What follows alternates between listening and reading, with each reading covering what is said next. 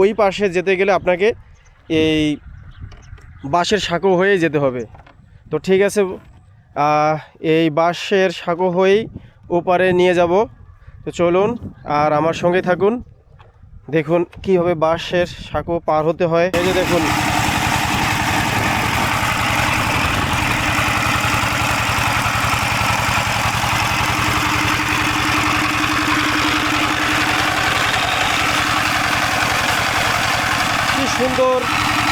কি সুন্দর পানি উঠতেছে দেখুন। এরকম পানি দিয়ে এই চরে চাষাবাদ করা একদম সহজ। আর পানির এই যে জলাধারটি দেখতে পাচ্ছেন, সেই জলাধারটিও কত বড় সাইজের।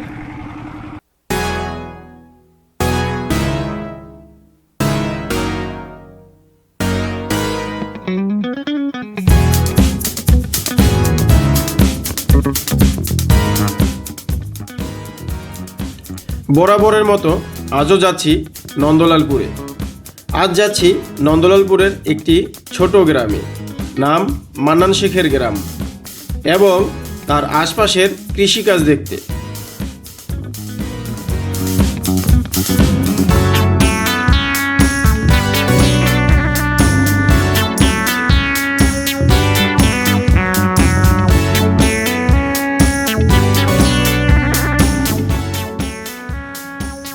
নারিশা ও নন্দলালপুর ঘাটে নৌকা চলে প্রতিদিন 40 মিনিট অন্তর অন্তর।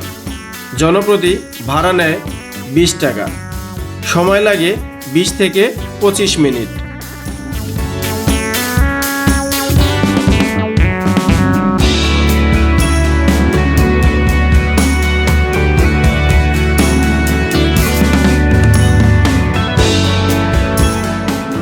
এই ঘাটটি মোটামুটি চালু, এজন্যই বলবো এখানে যাত্রী যাতায়াত করে অনেক বেশি। প্রায় প্রতিটি টিপেই নৌকা ভর্তি যাত্রী থাকে।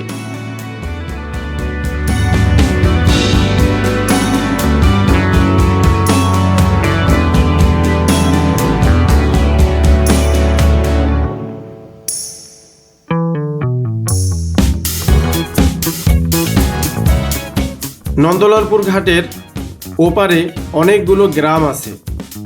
সেই গ্রামের বাসিন্দাদেরকে তাদের বাজার সদাই করার জন্য নারিশা ঘাটে আসতে হয়।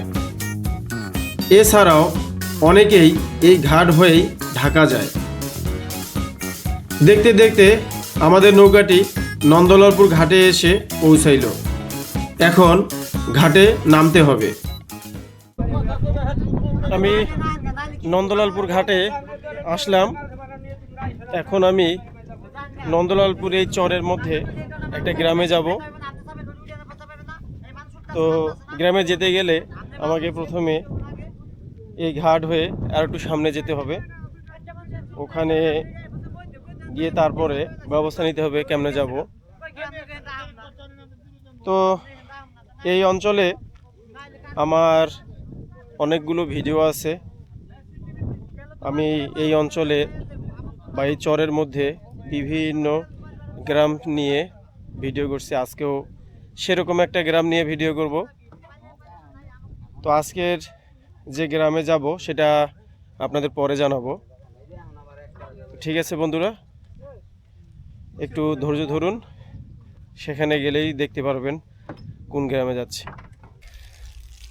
আজকে যেখানে যাওয়ার জন্য বের হয়েছি সেটা হচ্ছে এই চরের মধ্যে একটা গ্রাম, ছোট গ্রাম, হচ্ছে মান্নান শেখের গ্রাম। তো সেই গ্রামে যাওয়ার পথেই যে এখানে একটা চাষাবাদ দেখতেছি, মরিচের ক্ষেত। সেখানে এই যে মরিচ লাগানো হয়েছে দেখুন, এই যে গাছটি দেখতে পাচ্ছেন, এই যে গাছটি। আমি আমার একটা ভিডিওতে বলেছিলাম যে এই জমিতে যদি চাষাবাদ করতে চান কেউ, তাহলে অবশ্যই সেচ ব্যবস্থা থাকতে হবে। সেটা হয়তোবা কারো কানে গেছে, সেই কাজটাই তারা করছে। আপনি দেখেন, এই যে চাচা মিয়া পানি দিচ্ছে, আর এই যে পাইপের মাধ্যমে পানি আনছে, মোটর, অর্থাৎ সেচ ব্যবস্থায় উনি প্রতিষ্ঠা করে ফেলছে এখানে, এবং মরিচ লাগাইছে, মরিচে পানি দিচ্ছে। এভাবে প্রতিটা ক্ষেতেই এখানে পানি লাগবে, পানি ছাড়া আপনি এখানে চাষাবাদ করতে পারবেন না। তো প্রিয় দর্শক, আমি কিছুক্ষণ আগে যে বললাম যে সৌরচালিত মোটর এখন পাওয়া যায়, যদি আপনারা এই অঞ্চলে কেউ চাষাবাদ করতে চান তাহলে অবশ্যই লাগবে। এই যে তার প্রমাণ দেখেন, এই যে মোটরটা দেখতে পাচ্ছেন, এটা কত ওয়াটের? 180 ওয়াট। 180 ওয়াটের এই মোটরটা চলে। এখানে ডিপ টিউবওয়েল আছে এই যে ব্যাটারি দিয়ে। আর ব্যাটারিটা চার্জ হচ্ছে কিভাবে দেখেন, আপনার এই যে সৌর বিদ্যুৎ উৎপাদন করতেছে এখানে এই প্যানেলের মাধ্যমে। এই দুইটা প্যানেল লাগানো হয়েছে এই জায়গায়, দেখতে পাচ্ছেন দুইটা প্যানেল। আর এই জমিটা তো চাষাবাদ করছে, তো পানির অভাবে এখন কিন্তু এগুলো ক্ষেতগুলো মরে যাচ্ছে। তো এখন এই ক্ষেতে যদি পর্যাপ্ত পানি দেওয়া হয় তাহলে অবশ্যই ক্ষেতগুলো টিকে যাবে।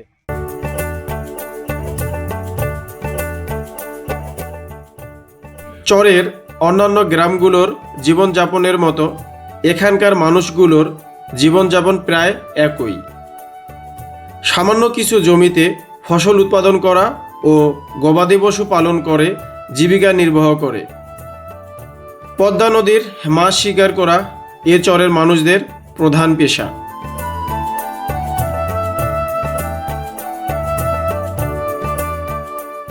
এখানে জমি অপ্রতুল থাকলেও চাষাবাদ করার মতো লোকের যথেষ্ট অভাব আছে। কৃষিকাজে অদক্ষ হওয়ার কারণে এখানে কৃষি বিপ্লব সম্ভব হয়নি।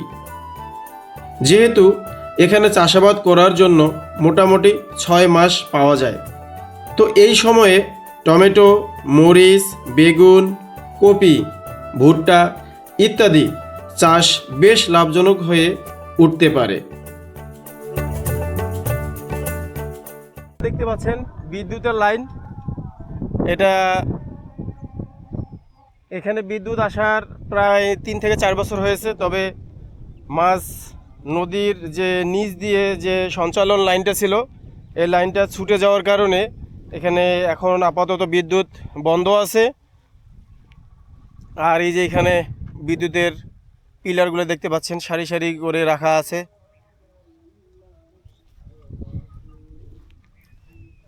মানে এই যে চরটা আছে, এরকম সারা বাংলাদেশে পদ্মার অনেকগুলো চর আছে। তো তৎকালীন অর্থাৎ সাবেক প্রধানমন্ত্রী শেখ হাসিনার উদ্যোগে প্রতিটা চরেই বিদ্যুৎ পৌঁছানোর একটা অঙ্গীকার ছিল।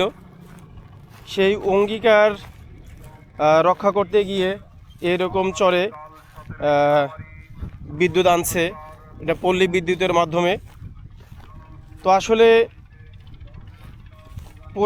পরিচর্যা না থাকলে কোনোটাই টিকে না। তার প্রমাণ হচ্ছে এটাই যে পদ্মা থেকে যে সঞ্চালন লাইনটা ছিল সেটা কোনো না কোনোভাবে নষ্ট হয়ে গেছে, ছিঁড়ে গেছে, যার কারণে এখন গোটা চর অন্ধকারে নিমজ্জিত হয়ে গেছে আবার।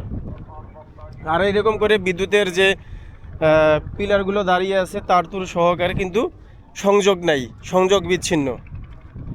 আর বন্ধুরা আরেকটা জিনিস দেখেন, এই যে চরটা দেখতে পাচ্ছেন এটা কিন্তু একদম খালি, কোনো কিছু আবাদ বাড়ি নেই এখন। আর এখানে দেখুন ওই যে কলই গাড়ছে, কলইটা শেষ হয়ে গেছে, এখন সম্পূর্ণ চরটা এই যে গোচারণ ভূমি হয়ে গেছে।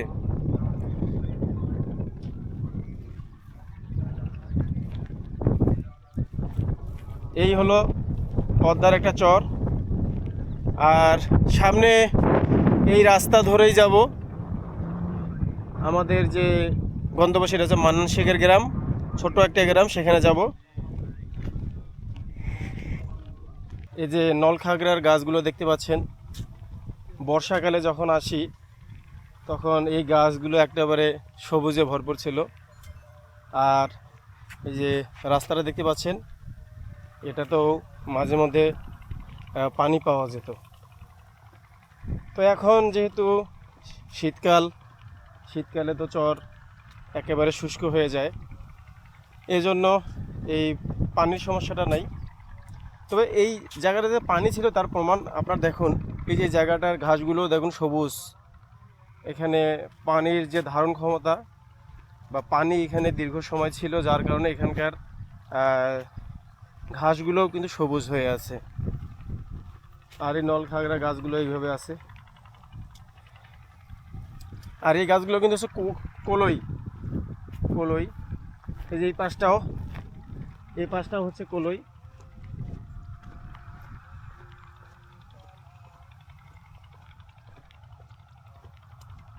এভাবে এই চরে আবাদ বাড়ি করে। এই জায়গাটাও দেখুন, এই জায়গাটুকুতে কিন্তু আপনার এখানকার গাছগুলো কিন্তু শুষ্ক নাই, একবারে সবুজ। এখানে মাসকলই। আর এইটা হচ্ছে আরও একটা কলই, এটা আসলে নাম বলতে পারতেছি না। কি সুন্দর সবুজ হয়ে আছে ক্ষেতটা। এখানে কিন্তু পানির ব্যবস্থা নাই, তারপরেও ক্ষেতটা সবুজ হয়ে আছে, অর্থাৎ পানির যে লেভেল এখানে এটা ঠিক আছে, যার কারণে গাছগুলো সবুজ আছে। আর এই যে দেখুন, এখানে কেন বললাম কথাটা, এই যে নালাটা দেখতে পাচ্ছেন না, এই নালাতে কিন্তু সামনের দিকে দেখতেছি এখনও পানি আছে। আর এই ক্ষেতটাও দেখেন, এটাও কিন্তু সবুজ হয়ে আছে। এখন এই ধরনের ক্ষেতে কিন্তু ভুট্টা লাগানো যায়, ভুট্টা লাগালে ভালো হবে, কিংবা মরিচ কিংবা আলু চাষ করা যেতে পারে। এটা কিন্তু এই ক্ষেতটা, এখানে যে জমির যে বালুর ইয়েটা দেখতেছি, সেটা কিন্তু আলুর জন্য সবচেয়ে ভালো হতে পারে, কারণ আলুতে একটু মাটিটা নরম হলে আলু বেশ ভালো হয়।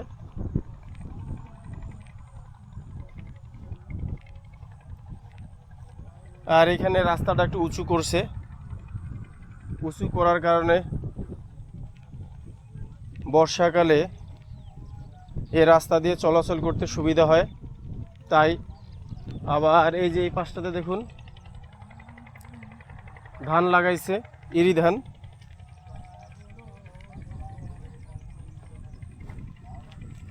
এটা সরিষার ক্ষেত। আর এটাও একটা ডাল, সম্ভবত মুসুরের ডাল। এটা এই যে ক্ষেতটা দেখছি, এটা মুসুরের ডাল। আবার আরও একটা হচ্ছে খেসারি কালাইও হতে পারে। এটা অনেক বড় ক্ষেত ডালের। আর এই যে দেখুন ধান, ইরি ধান লাগানো হয়েছে এই জায়গায়। এই যত দূর যাওয়া যাচ্ছে সব জায়গায় দেখতেছি ইরি ধানের ক্ষেত। আবার একটু সামনে যাব, সামনে গেলেই দেখা যাবে আপনার এরা কিভাবে এখানে এই ইরি ধান চাষাবাদ করতেছে। ওই যে সামনে আরেকটা দেখতেছি ডিপ টিউবওয়েল, যেটা শ্যালো মেশিন চালিত ডিপ টিউবওয়েল।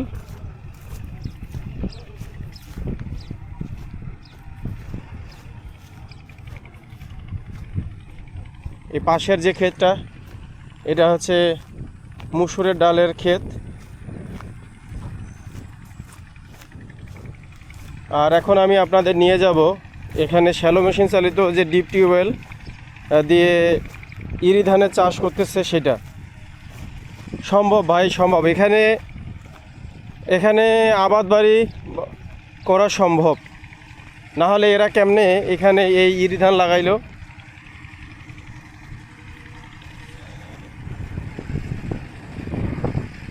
এই ধানটি 3 মাসের ভিতরেই কেটে ফেলতে পারবে, এজন্য এখানে লাগানো হয়েছে ধানটা। 3 মাস পরে আর এখানে পানি উঠে গেলে বিপদ হয়ে যাবে, এজন্য তাড়াতাড়ি ধানটা লাগানো হয়েছে, যাতে ধানটা উঠাই নিতে পারে। এই যে কত বড় একটা ডিপ টিউবওয়েল।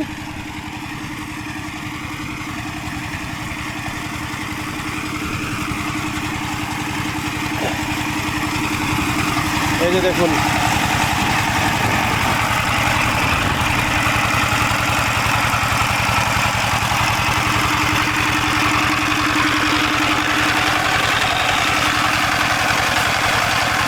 সুন্দর পানি উঠতেছে দেখুন। এরকম পানি দিয়ে এই চরে চাষাবাদ করা একদম সহজ। আর পানির এই যে জলাধারটি দেখতে পাচ্ছেন, সেই জলাধারটিও কত বড় সাইজের, অর্থাৎ পানি যেমন উঠে সেই পানি বহন করার মতো যে জলাধারটা সেটাও বড় লাগে।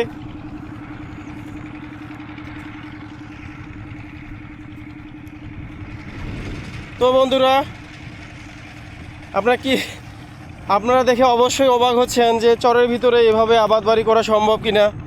তো আমি এজন্যই আপনাদের দেখানোর জন্য এখানে নিয়ে আসলাম। এই যে এখানে একটা ডিপ টিউবওয়েল দেখলাম, আবার সামনে আরও একটা দেখা যাচ্ছে, সেটাও দেখানো সম্ভব। তবে একটা দেখলেই আর দুইটা দরকার কি, ওইটাও একই রকম ডিপ টিউবওয়েল, ওটাও শ্যালো মেশিন চালিত। শুধু এখানে আসছি একটা কারণে, যে পানিটা দেখার জন্য। দেখুন এই পানিটা ওখান থেকে এই যে এই পর্যন্ত, ওই সামনের যে জমিগুলো আছে সে পর্যন্ত নিয়ে যাচ্ছে। আর এই জমিগুলোতে এই ডিপ টিউবওয়েলের পানি দিয়েই কিন্তু চাষাবাদ করতেছে। একটা ডিপ টিউবওয়েল হলে কতগুলো জমি চাষাবাদ করা যায় সেটা দেখার জন্যই মূলত আসা। আবার এই যে পানি যাওয়ার লাইন এখানেও আছে, সামনে যাবে। আর ওই যে দূরে একটা দেখা যাচ্ছে ডিপ টিউবওয়েল, ওইটা দিয়ে ওই সামনেটা যাচ্ছে। তো এই ডিপ টিউবওয়েল দিয়ে না হলেও 40-50 বিঘা জমি এখানে চাষাবাদ করা সম্ভব। সেটা তো দেখতেই পাইলেন, ডিপ টিউবওয়েলের আকার অনুযায়ী, শ্যালো মেশিনের ধারণ ক্ষমতা অনুযায়ী এখানে 40 থেকে 50 বিঘা জমি আবাদ করা সম্ভব। আর এটা হচ্ছে ওই যে বললাম মসুর ডালের ক্ষেত। এটা এই কি সুন্দর সুন্দর ফুল, এই যে ফুলগুলো দেখুন কি সুন্দর সুন্দর ফুল, এখানে অসম্ভব রকমের সুন্দর ফুল ফুটছে, ডালের ফুল। একটা আছে মসুর ডাল, আর একটা আছে বুটের ডাল, এরকম। এই ফুলটা হচ্ছে বুটের ডালের ফুল, এটা সম্পূর্ণটাই ওইটা। তো এবার সামনে যাব এই আরও কিছু দেখার জন্য।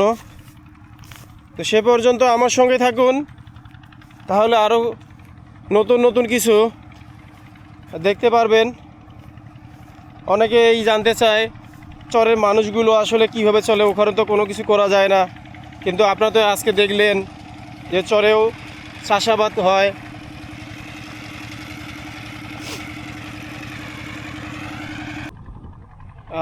দর্শক দেখুন, এখানে যে সরিষার ক্ষেত্র লাগানো হয়েছে, এই ক্ষেতটাও কিন্তু অনেক বড় এরিয়া জুড়ে সরিষার ক্ষেত। দেখুন এই বরাবর পর্যন্ত সরিষার ক্ষেতটা। তো এখানে সরিষার ক্ষেতও হয়, সরিষা লাগায়। তারপরে যে ইরি ধান দেখলেন, এছাড়া লাউ কুমড়ো এগুলো তো হয়েই। তো সামনে দেখি আরও কি কি দেখানো যায়।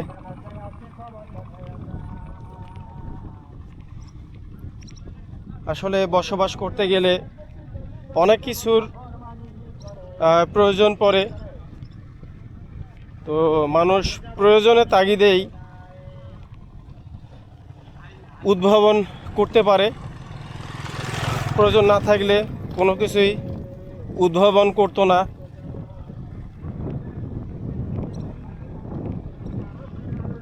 এই চাষাবাদটা দেখে আমার নিজেরও অনেক ভালো লাগলো। এই এখন তো ধানটা লাগানো হয়েছে, তবে এটা আবার এই 10-12 দিন পরে বা 15 দিন পরেই এটা সবুজ হয়ে থাকবে সম্পূর্ণ মাঠটি। তখন দেখতে আরও ভালো লাগবে। আর যে পরিবেশটা আছে সেই পরিবেশটাও অনেক সুন্দর হবে। বালুময় পরিবেশ থেকে তখন একটা সবুজ আভা ছড়াবে এই অঞ্চলে।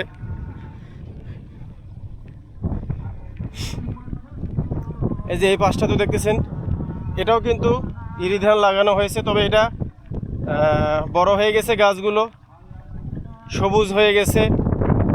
আবার এই যে জায়গাটা দেখতে পাচ্ছেন এখানে রাস্তার পাশেই এই এই খালের মধ্যে দেখেন কত পানি। আর এই জায়গাটাতে কিন্তু বর্ষাকালে পানি থাকে, এই জায়গাটা পারবার হইতে অসুবিধা হয় বর্ষাকালে, সেটা তো অবশ্যই দেখতে পাচ্ছেন রাস্তাটা। এই দেখুন রাস্তাটা, এটাতে বর্ষাকালে পানি ওঠে। আমি এবার একটা লোকালয়ে আসলাম। এই যে দেখুন এই লোকালয়টাতে অনেকগুলো বাড়ি দেখা যাচ্ছে। তো এখানে সামনে গেলেই দেখতে পারবো বা জানতে পারবো যে এটা এই গ্রামের নাম কি।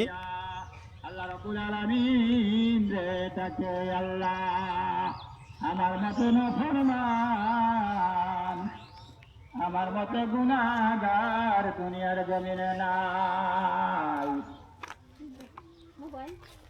এই যে বাড়িগুলো উঁচু উঁচু, বর্ষাকালে যাতে পানি বাড়ির উপরে না উঠে, কারণ বর্ষাকালে এই চর কিন্তু পুরোটাই ডুবে যায়। আর এখানে একটা মসজিদ দেখতে পাচ্ছি। জাহান্নাম থেকে আমাকে পরিত্রাণ দাও, দুনিয়ার জমিনে আমার মান সম্মান বাঁচাইয়া দাও, কিয়ামতের ময়দানে আমি গুনাহগার।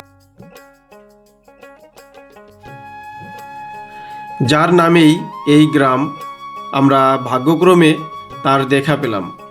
এখন তার সাথে কথা বলবো। কাকা, এই যে এইখানে বসতি যে স্থাপন করেছেন, আগে তো ছিল নন্দলালপুর ওই চরে, তাই না? অর্থাৎ পদ্মা নদীর কাছে। এখানে আসা কতদিন হলো? আমি ধরেন এই জায়গাটা জাগছে পরে আমি আসছি, বুঝছেন? তাও কত বছর? তাতে 15-20 বছর। 15-20 বছর? হ্যাঁ। এই চরটা 15-20 বছর আগেই হয়ে গেছে, জেগে উঠছিল। গাছ গুছ কত বড়, বুঝছেন? হ্যাঁ, 15-20 অনেক বছর ধরে বাদাম লাগাইছি, তারপরে খেত আর বাদাম বোঝা হয় নাই, তারপরে হইতেছে পেঁয়াজ, রসুন, কালিজিরা, ধনিয়া, বুঝছেন, সর্ষা। কতগুলো বসতি আছে এই জায়গায়? এখানে তো মেলা বসতি, তাই আমাকে এই জায়গায় একটু কম। এই জায়গায় কতগুলো? এই জায়গায় ধরেন 30-32 ঘর আছে। 30-32 ঘর? আর এই জায়গাটার নাম আপনার নাম অনুসারে না? বলে কি? আব্দুল মান্নান শেখ। মান্নান শেখের গ্রাম বলে এই অঞ্চলটাই। আপনার আগে বাড়ি ছিল কোথায়? আগে বাড়ি আসলে এই যে হেন্দাকার ধরেন 200 টাকা ভাড়া দিলে সন্ন্যাসী এই ধারে, বুঝছেন? এটা কি ফরিদপুরের দিকে পড়ে? না, ফরিদপুর, এটা ফরিদপুরের মধ্যে।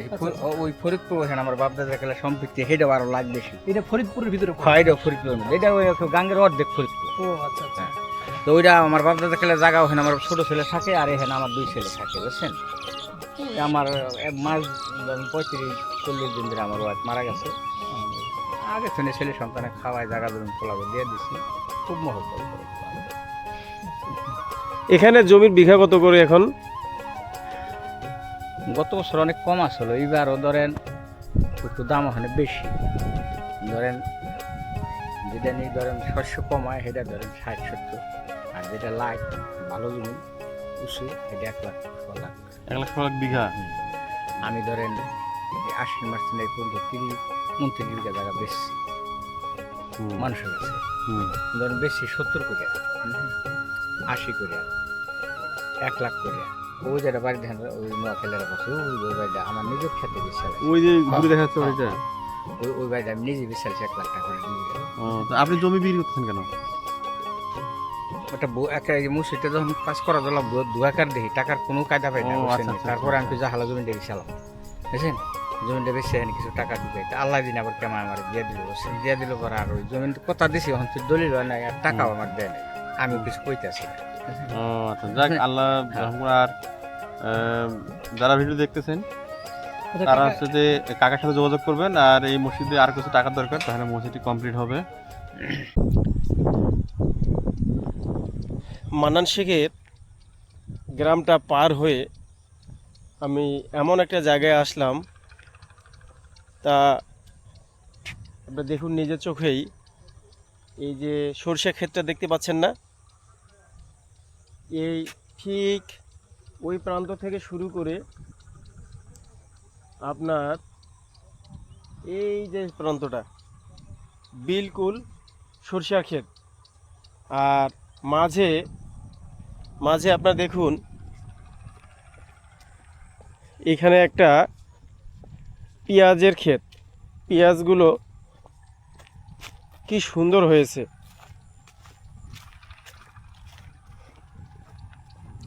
দেখুন এই দেখুন পেঁয়াজ ক্ষেত, কত বড় বড় পেঁয়াজ। আমরা অনেকেই আছি যারা চাষাবাদ সম্পর্কে জানি না, তারা অনেকেই জানার চেষ্টা করে যে আসলে পেঁয়াজটা কেমনে লাগানো হয়।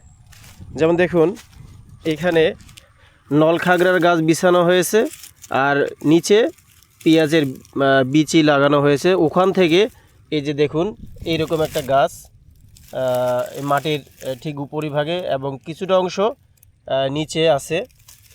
এভাবে পেঁয়াজ তারা এখানে চাষাবাদ করতেছে। আর এখানে এই যেটা দেখতেছেন এটা কিন্তু রসুনের ক্ষেত। রসুনও ঠিক সেম, এখানে নলখাগড়ার যে পাতাটা থাকে সেটা বিছানো হয়েছে। আর এইখানে যে রসুন কিন্তু মাটির নিচেই হয়, পেঁয়াজটা একটু মাটির উপরে হয়, কিন্তু রসুন এই যে দেখুন এটা কিন্তু নিচেই হয়। এভাবে এই যে রসুনের ক্ষেতটাও অনেক বড় আর পেঁয়াজের ক্ষেতটা। তো এই জায়গাটা চাষাবাদ করার কারণ হচ্ছে যে এখানে কিন্তু আপনার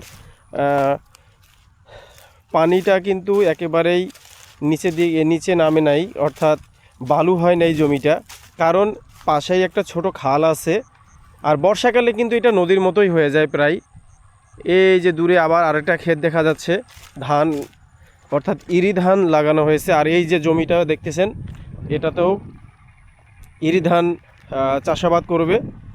তো এটা ওই একটা ডিপ টিউবওয়েল অর্থাৎ ওই যে মেশিন চালিত যে সেচ ব্যবস্থা সেটা মাধ্যমেই এখানে চাষাবাদটা করবে।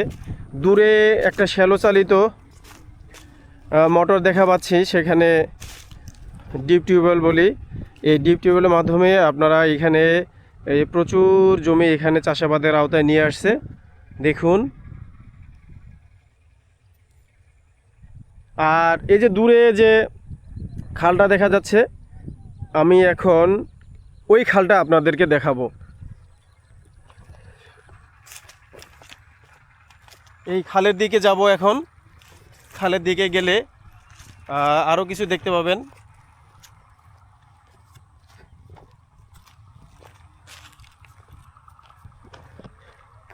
এবার ওই খালের দিকে যাব। সূর্যটা ঠিক আমার অপোজিট সাইডে থাকায় এখন একটু ক্যামেরায় ভালোভাবে ফেসটা আসতেছে না, তো সমস্যা নেই, ওটা আমার ফেস দেখার দরকার নেই। আপনার শুধু এই পরিবেশটা একটু অনুভব করেন যে চরের মধ্যে যে আপনার ছোট খাল থাকে, খালের পাশে কিভাবে আবাদবাড়ি করে এই খালের পানির দ্বারা।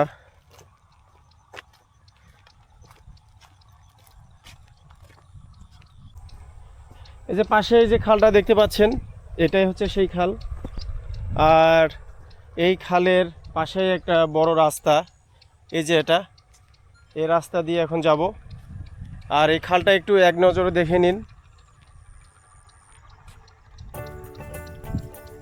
তো খালের ভিতরেই কিন্তু অনেক মাছ আছে, যে মাছ ধরে অত্র অঞ্চলের কিছুটা আর্থিক যে চাহিদা সেটা মিট আপ করা হয়। আর এই খালের যে মুখ সেটা একেবারে পদ্মা নদীর সঙ্গেই লাগানো। এটা কিছুদিন পরে আরও পানিটা কমে যাবে, তবে এখন পর্যাপ্ত পানি আছে খালে। সেখানে কিছু অতিথি পাখিও দেখতেছি। আবার এখানে আমাদের দেশি হাঁস। আর এইরকম পানি এই খালে থাকে। আবার এই যে সাইডে দেখতেছেন প্রচুর জাল। এই জালগুলো এরকম করে দেওয়ার কারণ হচ্ছে কিছু মাছ, বড় বড় মাছ এক পাশ থেকে আরেক পাশে ওরা আর কি ঝাঁপ দেয়, ঝাঁপ দিলেই এই জালে আটকা পড়ে। আর এটা হচ্ছে সেই বাঁশের সাঁকো। এই বাঁশের সাঁকোটা দিয়ে এপার থেকে ওপারে যাওয়া যায় বর্ষাকালে। আর আপাতত ওখানে যে রাস্তাটা উঠছে কিন্তু ওই রাস্তাতে যেতে পারে না, ওই যে নলখাগড়া গাছ ওই পাশে থাকার কারণে, আর মাঝখানে ওই যে পানি জমে আছে, যার কারণে রাস্তাটা বন্ধ। এজন্য ওই পাশে যেতে গেলে আপনাকে এই বাঁশের সাঁকো হয়েই যেতে হবে। তো ঠিক আছে, এই বাঁশের সাঁকো হয়েই ওপারে নিয়ে যাব। তো চলুন আর আমার সঙ্গে থাকুন, দেখুন কীভাবে বাঁশের সাঁকো পার হতে হয়। যারা এই বাঁশের সাঁকো দিয়ে পার হতে পারেন নাই বা অভ্যাস নাই, তাদের জন্য একটু ভয় লাগার কারণ। যেমন আমি ভয় পাচ্ছি, আমার তেমন একটা অভিজ্ঞতা নাই, আমিও আগন্তুকের মতোই এখানে আসছি, তেমন একটা কিছু জানি না কীভাবে, কিন্তু আমার আসলে প্রচুর ভয় লাগতেছে যে পা যদি স্লিপ কাটে তাহলে পড়ে যাব নিচে। তবে একটা জিনিস ভালো যে আমি সাঁতার কাটতে জানি, কিন্তু তারপরেও শীতকালে এই পুকুর কিংবা নদীতে পড়ে গেলে অসুবিধা হয়ে যাবে। তো আসলে সাঁকো দিয়ে পার হওয়াটা আসলেই চমৎকার বিষয়। যারা পার হতে চান, এরকম সাঁকোতে চড়তে চান, আমার মতো করে অ্যাডভেঞ্চার হয়ে যান, এরকম সিনারিও দেখার জন্য অবশ্যই এরকম পদ্মার চর কিংবা যমুনার চর যেখানে যান না কেন, চরে আসলে বলতে গিয়ে আমি যদি বলি যে এটা শান্তির জায়গা। আপনি একদিনের জন্য বা 2 দিনের জন্য এই সমস্ত এলাকায় ভ্রমণ করেন, আপনার যে ক্লান্তি সেটা অবশ্যই দূর হবে। তো কথা না বাড়িয়ে ও পাশটাতে যাব।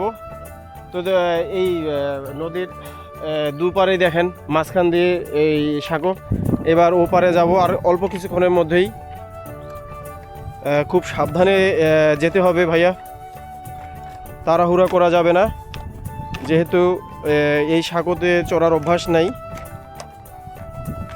আও, এই যে আবার দুলতেছে, খুব ভয়ও লাগতেছে। আমি অবশ্য চড়তাম না, সামনে কিছুক্ষণ আগেই একজন মানুষ এটা দিয়ে পার হয়ে গেল, সেই সাহসেই আমি এখানে চড়ছি।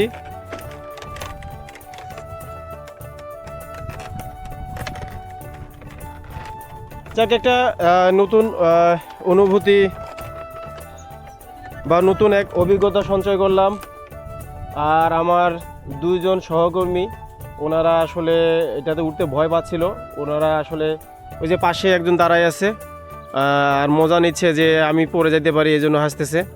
তো আসলে এগুলো আসলে বা আনন্দের জায়গা। তো এই তো আর অল্প কিছুক্ষণের মধ্যেই ওপারে আমি পৌঁছে যাব।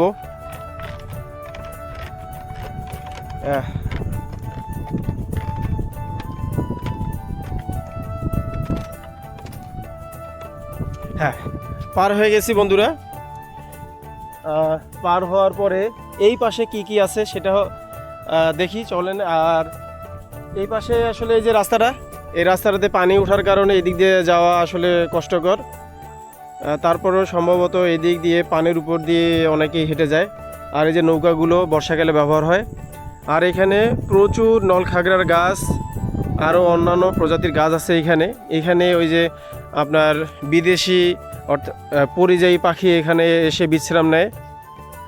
আর এই ছোট যে নদী বলা যায়, এই নদীতে প্রচুর মাছ থাকার কারণে পরিযায়ী পাখিগুলো এই মাছ আহরণ করে বা মাছ খেয়ে বেঁচে থাকে।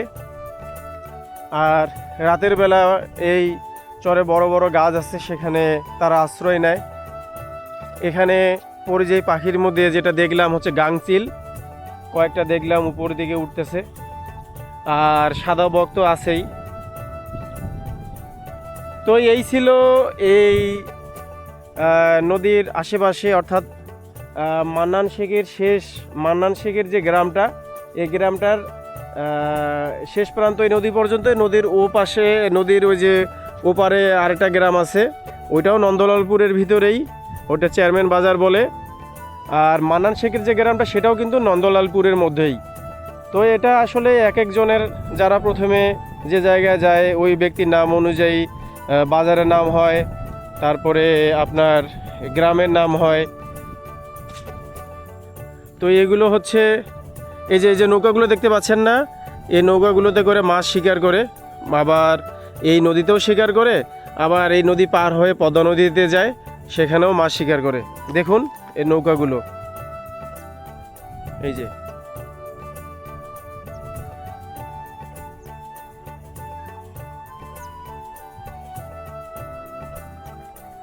এই যে বিশাল যে খালটা দেখতে পাচ্ছেন, প্রচুর মাছ আছে এখানে। এই মাছের উপর ডিপেন্ড করে চলে অত্র অঞ্চলের মানুষজন।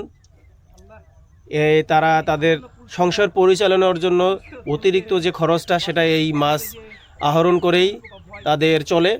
সেই সাথে এই খালে আমি যেটা দেখলাম যে প্রচুর পরিযায়ী পাখি আসছে এই জায়গায়। এর মধ্যে আমি একটা পাখি দেখলাম, সেটা হচ্ছে গাংচিল, বড় বড়। তারপরে লম্বা গলাওয়ালা সারস এখানেও পাইলাম। আর এই যে পাখিদের যে শব্দ শুনতে পাচ্ছেন, এটা কিন্তু অসাধারণ লাগে। এইরকম জায়গায় এসে যদি 2-1 ঘন্টা থাকতে পারেন, তাহলে আসলেই আপনি মুগ্ধ হয়ে যাবেন। আপনার যে শহুরে ক্লান্তি, সেটা অনেকাংশে কমে যাবে। আমি আরেকটু দেখাই আপনাদের। এই যে দেখুন, এই যে সাঁকো, আবার এই নদীর দুপাশে নলখাগড়ার গাছ, এই যে দেখতে পাচ্ছেন, এই যে সাদা বক,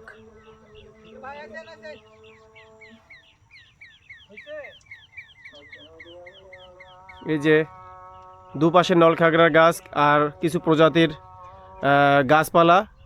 আবার এখানে হরেক রকম প্রজাতির পাখিদের শব্দ পাওয়া যাচ্ছে, যেটা আপনাকে বা আপনার মনকে আন্দোলিত করবে। আমি অনেক চেষ্টা করছি আপনাদেরকে ভালো করে দেখানোর, জানি না কেমন হয়েছে। আশা করি ভালো লাগবে ভিডিওটা আমার। তো আমার এই ভিডিওটা যদি আপনাদের ভালো লাগে, চ্যানেলটি আমার সাবস্ক্রাইব করে নেবেন, সেই সাথে লাইক, শেয়ার, কমেন্ট করবেন। তো মান্নান শেখের গ্রামের শেষ প্রান্ত, অর্থাৎ এই নদী বা খাল যেটাই বলেন না কেন, এখান থেকে আমি এখন বিদায় নিব। আমার জন্য দোয়া করবেন, আর আপনাদের সুস্থতা কামনায় আমি এখান থেকে বিদায় নিচ্ছি। আল্লাহ হাফেজ।